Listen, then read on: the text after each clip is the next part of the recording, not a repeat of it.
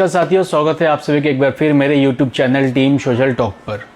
दोस्तों आज बात करेंगे मणिपुर की हालात पर। दरअसल पूर्वोत्तर राज्य के 7 राज्यों में से एक है मणिपुर, और मणिपुर जो एक बेहद शांत खूबसूरत सा राज्य है जिसमें कई पंथ और संप्रदाय के लोग वहाँ पर निवास करते हैं। लेकिन मणिपुर के जो ताज़ा हालात है वो ठीक नहीं है, हर तरफ अशांति ही फैली हुई है। माना ही जाता है कि मणिपुर में 53% से ज़्यादा मैतेई समुदाय के लोग हैं जो वैष्णव मत यानी कि सनातन परंपराओं को मानते हैं। तो वहीं 43 से ज़्यादा नागा समुदाय और उनके साथ कुकी समुदाय हैं जो ईसाई धर्म को मानते हैं। और इन संप्रदाय के बीच में वर्षों से ही एक द्वंद्व युद्ध चला आ रहा है, और शायद इन द्वंद्व युद्ध के कारण आज मणिपुर के हालात ठीक नहीं है। लेकिन इस हालात के पीछे के जिम्मेदार कौन है, मेन रीज़न क्या है, आज हम बात करेंगे इस वीडियो पर। अब मणिपुर की हिंसा की बात करें तो मणिपुर की हिंसा 3 मई से शुरू हुई और 3 मई से चलकर आज 3 महीने होने को जा रहा है, लेकिन अभी भी ये हालात सामान्य नहीं हुई। मणिपुर में इस हिंसा के दौर पर जहां 130 से ज़्यादा लोगों की मृत्यु हुई, 500 से अधिक लोग घायल हो चुके हैं और 60,000 से अधिक लोगों का पलायन हो चुका है। इतनी बड़ी मात्रा में इस प्रकार का जो वायलेंस होना वो कहीं ना कहीं हमारे इंडियन सोसाइटी में बिल्कुल भी ये एक्सेप्टेबल नहीं है। मैतेई समुदाय और कुकी समुदाय वर्षों से एक जगह पे निवास कर रहे हैं, लेकिन इन दोनों के बीच में छुटपुट एक जो लड़ाई होती है वो लगातार चलती आ गई है। इस वायलेंस में जहां मणिपुर के 1000 से अधिक घरों को आग लगा दिया गया है, 100 से ज़्यादा चर्च को आग लगा दिया गया है, टेम्पल्स को डिस्ट्रॉय कर दिए गए और एक दूसरे के ऊपर गोलियां चलाई गई है।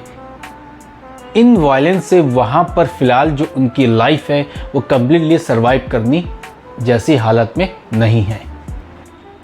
अब इस मणिपुर हिंसा के पीछे का कारण क्या है, इस पीछे के रीज़न को हमें जानना चाहिए। तो जानने से पहले हमें मैतेई समुदाय और कुकी समुदाय के बीच के जो दूरियां हैं उनके साथ उनके रिलेशन को भी जानने की बेहद ज़रूरी है।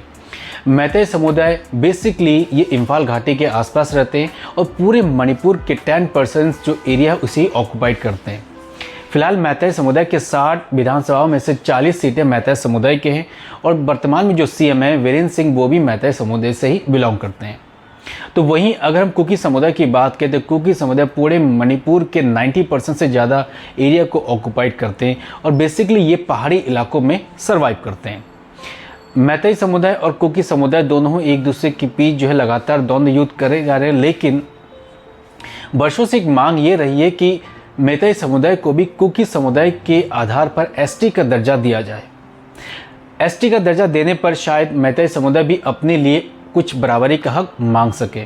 तो वहीं कुकी समुदाय का कहना है कि अगर मैतेई समुदाय को हम एसटी का दर्जा दे दिया जाए तो ये कुकी समुदाय के बराबर आ जाएंगे, और हो सकता है कि आने वाले टाइम पे कुकी समुदाय की जितने लैंड है जहां पर फिलहाल एक दूसरे के सामने ये लोग आते नहीं है, वहां पर आना जाना इनकी शुरुआत हो जाए, और मे बी पॉसिबल कि बहुत जल्दी मैतेई समुदाय कुकी समुदाय के लैंड को भी ऑक्युपाइड करने लगे।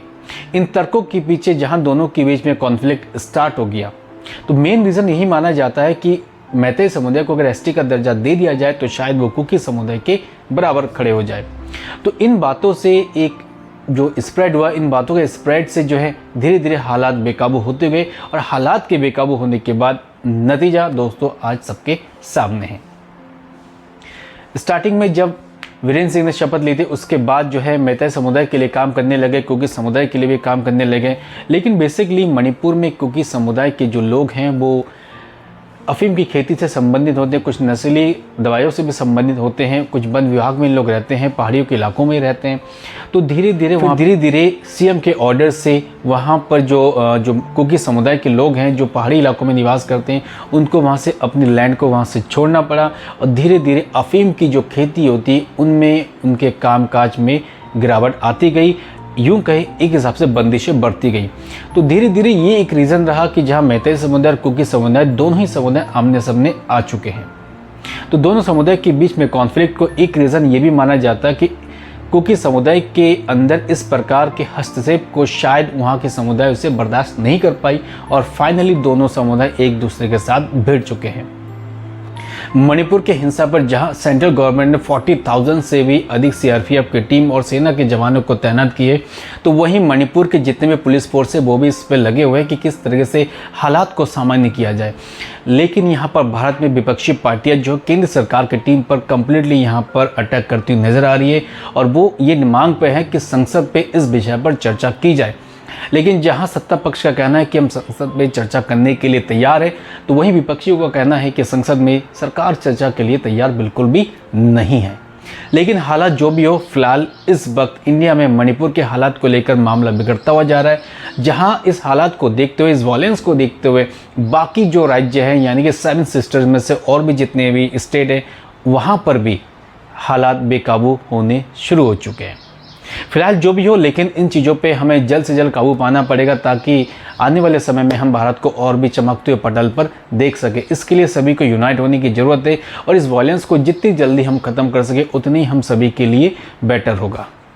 फिलहाल दोस्तों आज की वीडियो में इतना ही और आगे हम फिर एक और वीडियो के साथ हाजिर होंगे। तो कल के लिए नमस्कार, सभी को जय हिंद।